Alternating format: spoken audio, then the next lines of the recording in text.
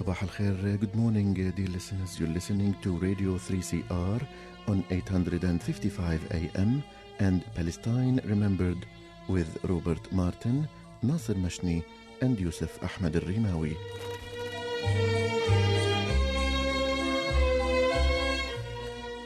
Palestine Remembered is Australia's only English-language radio program that is totally dedicated to Palestine. We'd like to welcome those listening on 855 and those that will join us on podcast at 3cr.org.au.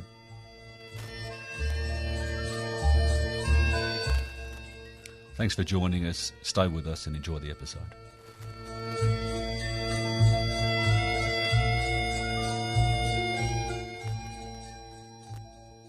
Good morning, Yusuf. Good morning, Nasser. Good morning, listeners.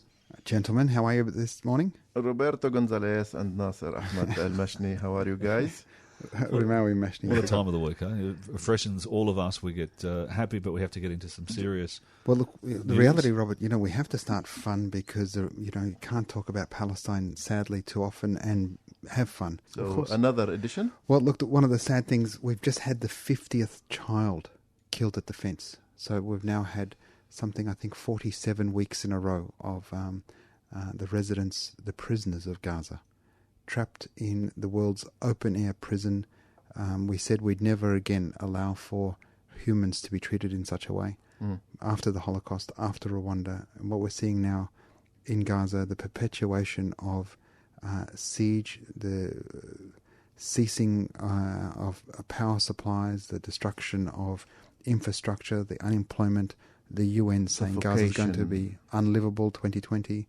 95% of the water is saline, it's too salty to drink. The rise in infant mortality, the unemployment rate, the just disaster, the catastrophe that is Gaza. Pretty much all parameters are on the wrong side.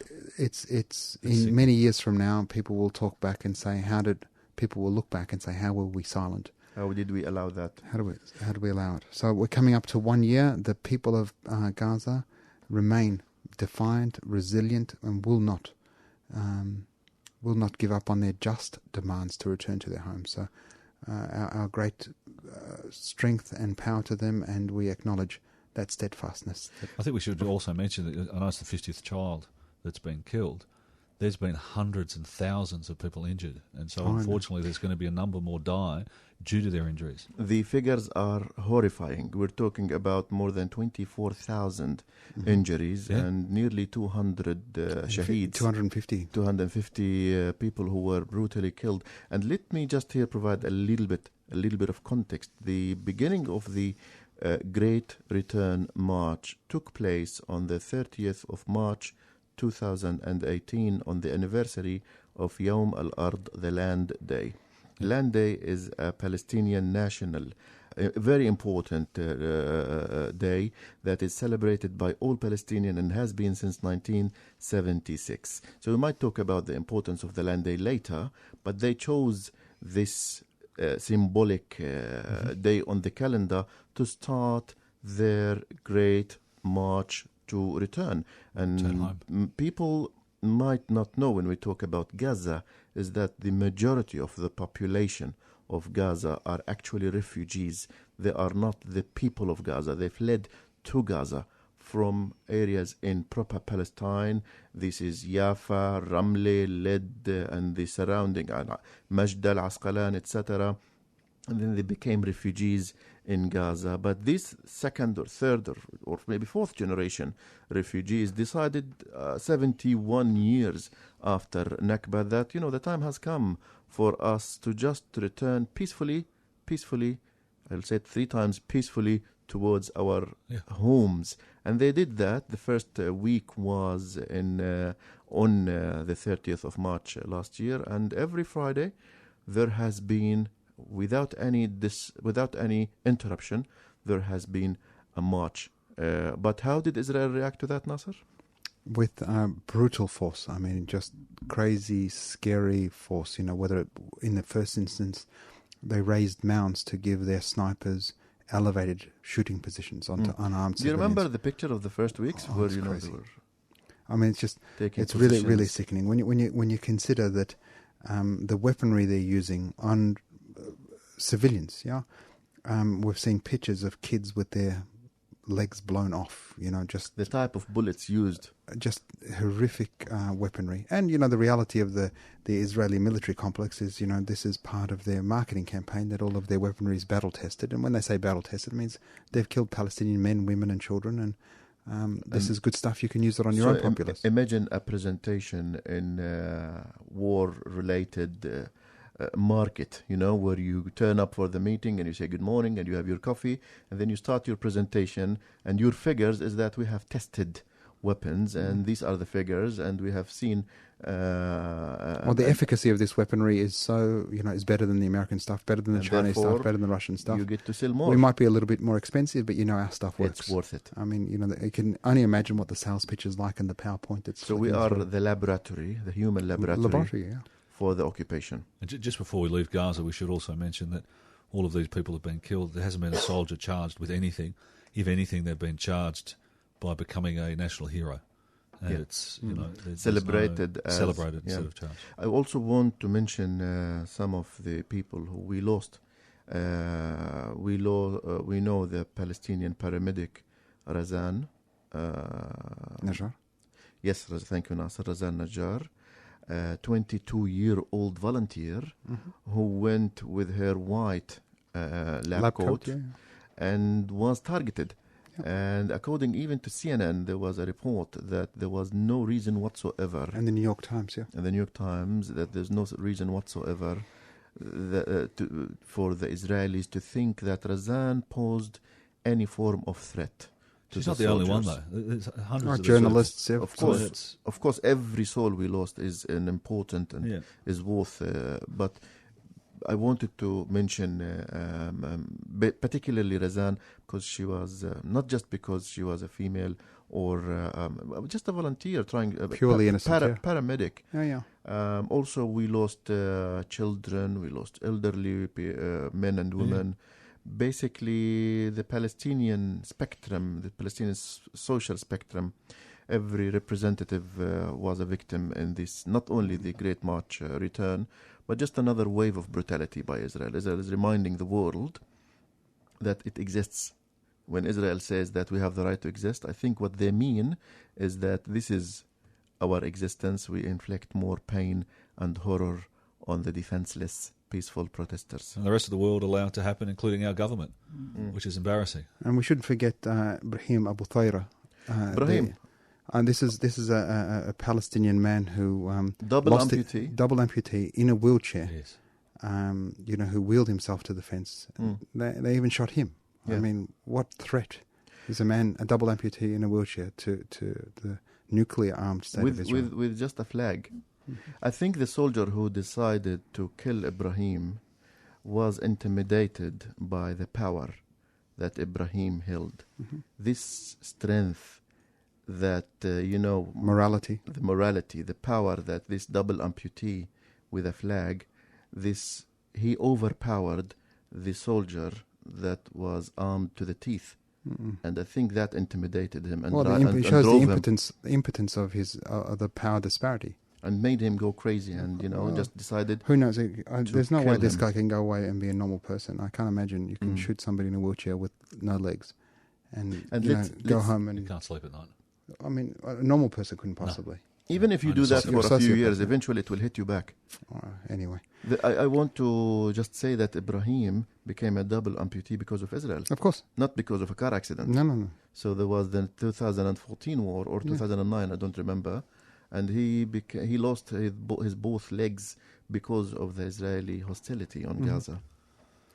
So we'll definitely go back to... Well, we'll do it. We'll speak to some people from Gaza March 30 for the anniversary. But whilst that's happening in Gaza, the reality is the ongoing Nakba is occurring around the rest of historic Palestine. And just this week, Mustafa al-Harraf, this is a Palestinian journalist. He does some work... consultancy work and some photographic work for a Turkish news agency in Jerusalem. He was born in Jerusalem, left for a little while, came back as a 12-year-old. His dad was born there. He's married to Jerusalemite himself. He's got a daughter.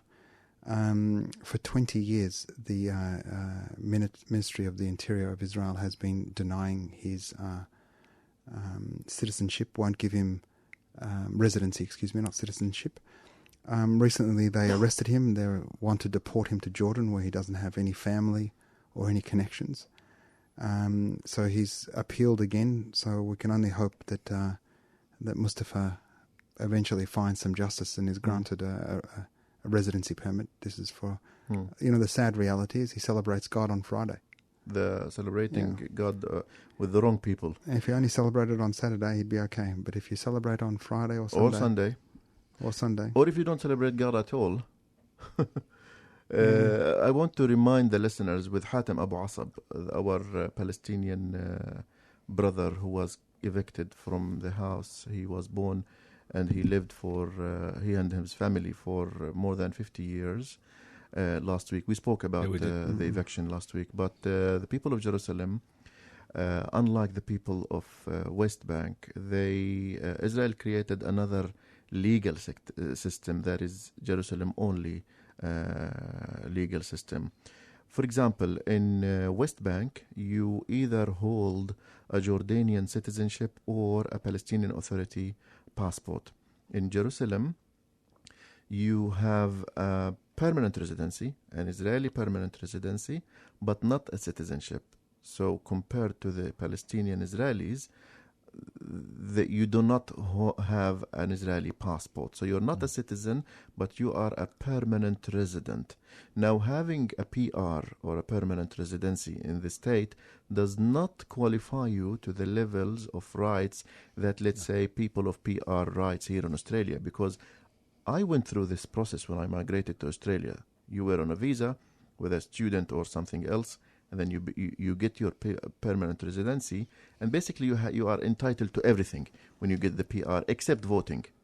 You are entitled to Medicare, you are entitled to Centrelink, you are entitled to HICS services, you can work in the government, you can work in even some of in pretty much everything, but the only difference between PR and citizenship rights in Australia is in voting or being candidate or running an election. Okay. But that's not the case. So when Israel says that these people are permanent residents of Israel, there is no comparison when it comes to the rights given to PR. Well, we should make sure that we delineate what comparison means. It's another illusion. It's another apartheid system. Yeah, but another level of control and separate based on ethnicity, religion, etc. Not to mention that their PR are revoked. There is a long list of reasons why people of Jerusalem can lose their permanent residency. One of them, if you leave Jerusalem for more than 8 months. Yeah, and you can't prove that Jerusalem's the center of your life, economic activity, etc. On top of which, as you personally know with your own family, Yusuf, the family reunification. I mean, any person can claim, that they're Jewish and obviously go back and get citizenship, but, a Palestinian full citizen of Israel. Israeli Palestinian cannot apply for a spouse visa. And it used to be, they didn't say it's no longer available. They just made it impossible to achieve. My brother's application has been waiting since 2013. He's longer than that. That's a new one. That's a baby one. Yesterday. Somehow they managed to meet, and they managed to proliferate. Yeah, well, this is what they can't stop. But while we're on there, I mean, we've had 25 years now since the Al-Khalil Hebron Mosque massacre, and we've got something exciting for our listeners in the coming weeks that we've been working on in the background. Surprise. It's a big surprise.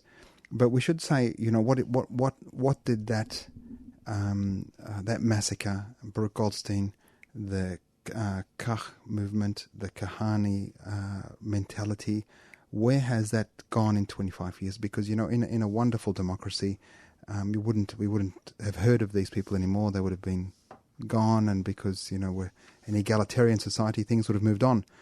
But not in our democratic light unto nations, Israel. Because this week, with the elections only, I think about 6 weeks away, 9th of April in Israel, Benjamin Netanyahu, desperate to cling to power, has welcomed a merger between the Jewish Power Party and the Jewish Home Party. And one of the wonderful things that this wonderful democracy has done is they've got a threshold that if you don't get something of the order of 3% of the electorate to vote for you, then you can't get a seat in the Knesset. And they put this barrier in to get rid of all the micro-Arab parties. What that then meant was we had a unification of the coalition of the Arab parties. Joint Arab List. The Joint Arab List, which was fantastic. Yeah. But one of the unintended consequences was Jewish Power and Jewish Home, two terribly despicable, racist parties who have their seeds in the Kach movement, which is a banned terrorist organization, even inside Israel it's banned. But these two parties would not meet the threshold of 3%. So Netanyahu helped them form a coalition between Jewish Power and Jewish Home, and with the thought they believe that they will get over 3% together, which will give him another seat so that he can try and hold on to power. Anything for power. Speaking of the Jewish Power political party, the Otzma Yehudit leader Itamar Ben-Gvir, he hangs in his wall, in his living room, a picture of the Jewish terrorist Baruch Goldstein. Now, this is according to an Israeli journalist who did an interview inside his house, and he saw this portrait of not only Baruch Goldstein, but also a picture of the Ibrahimi Mosque with the minaret is about to fall. And when he asked him, why are you putting the picture of Baruch Goldstein, he said, well, he was a great physician, he was a great doctor, so I'm looking at the medical part of the story. And the journalist said, well, what does this minaret that's about to fall got to do with his medical background? So this is the type of leaders that we might get in the cabinet. No, he's the true face of Zionism. Yeah. Let's not say that we might get.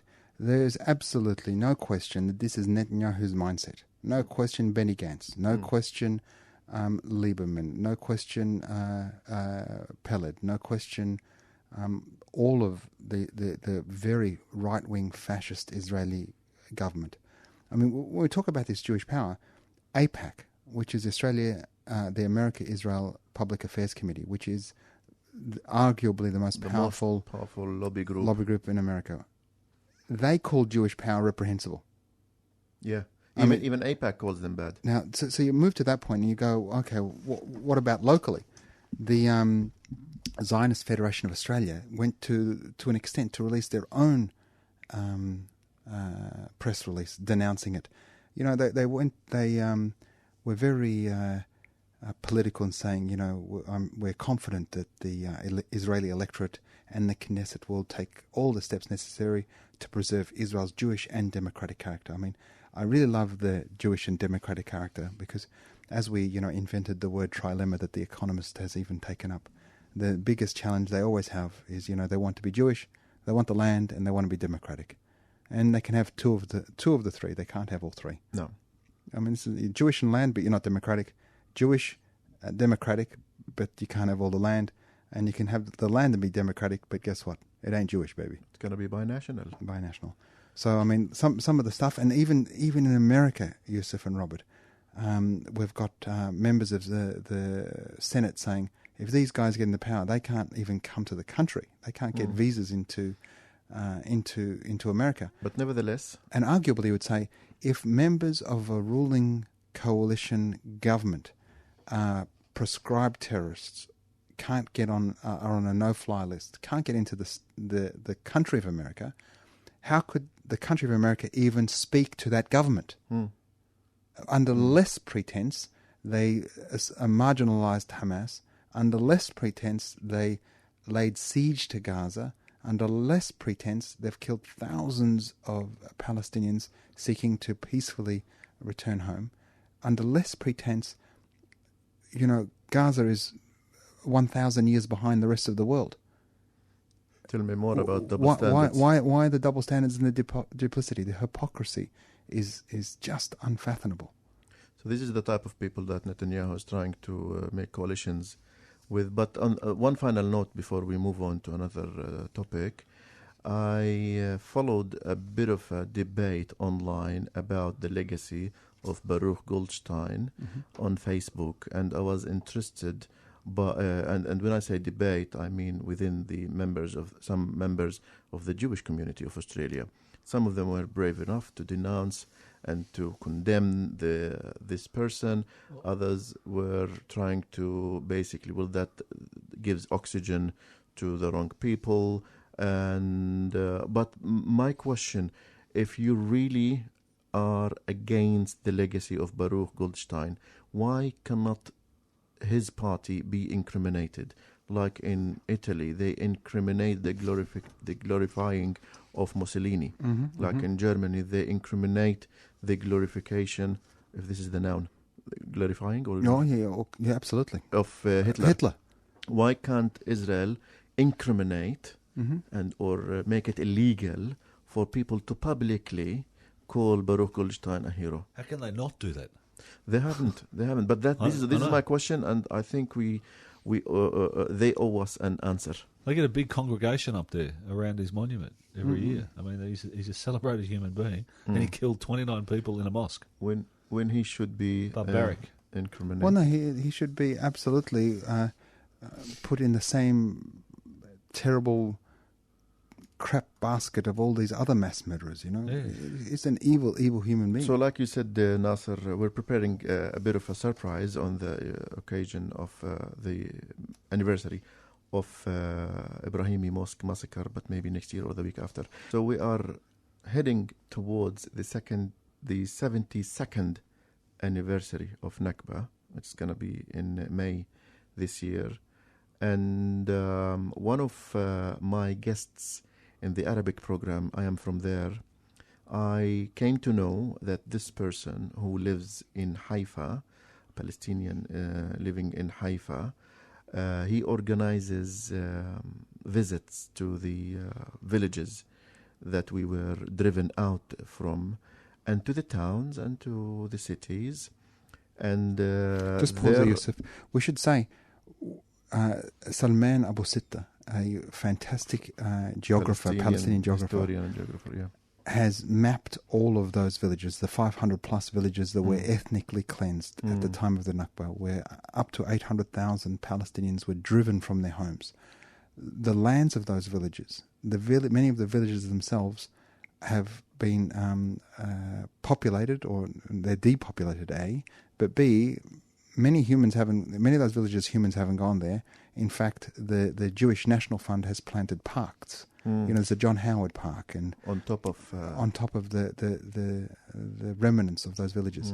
So, for the refugees to return, many of them can go back to their lands. It's actually feasible. Absolutely, he's mapped out how something of the order of 90% of them. More than 85% of today's refugees can go home. Yeah, there is room for all of us. Absolutely, there's room for both of us. So they are planning a visit to Safad, my mother's family, and they took the description of where my great-grandfather's house was, and I had to call people in Sweden, in Germany, in Syria, in Saudi Arabia, and in Egypt to get the exact description of where our house was. So it's happening in the coming few days. I'm very excited. Of course, it's painful. Exciting. It's painful, but also it's full of excitement, because my mother tried. She made it to the house, but the people inside refused to allow her. One of my other relatives made it to the house, and she was again kicked out. This time we don't know what's going to happen. But even by just going there, and these people will show us Facebook Live visits to the Safad. And so there will be many members of my family in 4 or 5 countries online on Facebook Live, looking or waiting for this historic moment to take place. Hopefully it will happen, and I'm finding it difficult to talk about it. But God willing, one day, you, Yusuf, or one of your descendants, we will go back and take our home back. And even though that we are one of the 15%, our family is not the mainstream Palestinian refugees whose houses are still available or not inhabited. by Jewish migrants. In our case, it is inhabited by Jewish migrants, and we know they are from. We know which. We'll give details later. So this is happening. Looking forward to it, and the Palestinians will have to continue searching for their homes. We've spoken to Zaina. We've spoken to Shams. We've spoken to. We were lucky enough and honored to have listened to stories where the second or third or fourth generation returns and tries to find the footsteps of their grandparents.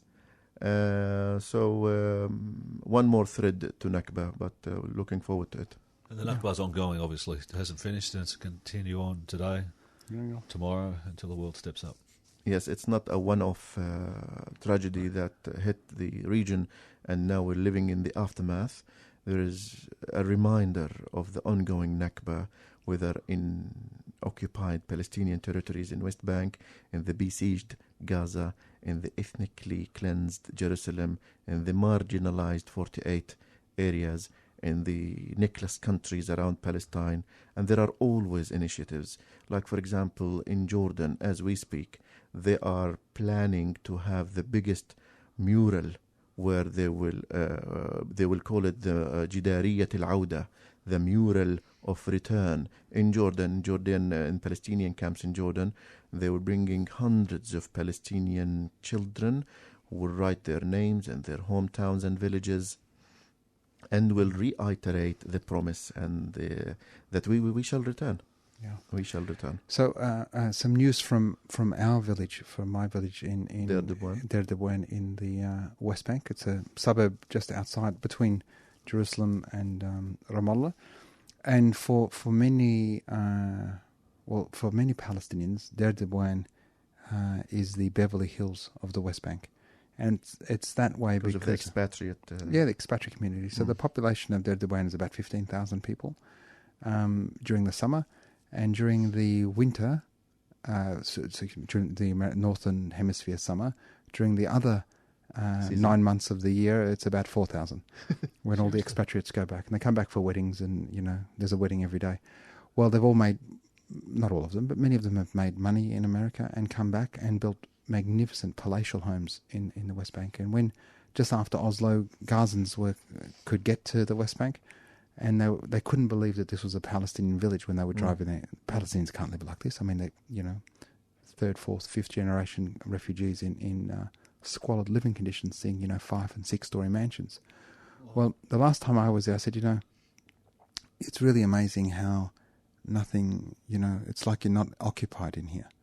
You go to any Palestinian village and all you see is pictures of the martyrs. Graffitis. But you enter Deir Debouane and some of the villages around Deir Debouane, and you see advertising for orthodontists if you need braces. In a village? In our village. In West Bank? In the West Bank, yeah. Polar opposite. Yeah, absolute polar opposite. Anyway, Netanyahu's bolder. We've got Jewish power and Jewish home on the rise. Donald Trump. This month, in early February, in fact, last month, early February, some settlers from a nearby settlement, not that close, but they're not far, they're not long from coming, and I said to them, they'll be here, you're next, don't think just because you're quiet that they're not coming. They graffitied the mosque, which is seriously a beautiful mosque, an unbelievable mosque for a town. Yeah. Such is the wealth in the village. They graffitied the mosque, and when they were disturbed, they had poured kerosene on the mosque. So I think they were just very lucky that it didn't actually get burnt down. Oh. So this is in Deir Debouane, not in the Aida camp. This is Deir Debouane, which is, you go there and you think you're in California because the accents are all thick American. There's no safe place for Palestinians in Palestine. Nope. They'll probably be back then too. That's the worry, isn't it? No question. I mean, they've had half a house demolished, and so it's just a function of time. Nasser and Robert, I want to say thank you to one of our listeners, to all of our listeners, but in particular to Patrick from Poland, Krakow in Poland, who listens to our show religiously, and he's an academic and uses our show as a resource, Yusuf. Look, you don't want me to start ranting about how important... First the Economist, now an academic Poland, in Poland. Oh, my God. Patrick, we love you. Do tune in next Saturday, same time, 9:30 in the morning. Until then, this is Yusuf, Nasser, and Roberto Wishing you the best of times. time. And salam. Bye. Bye-bye.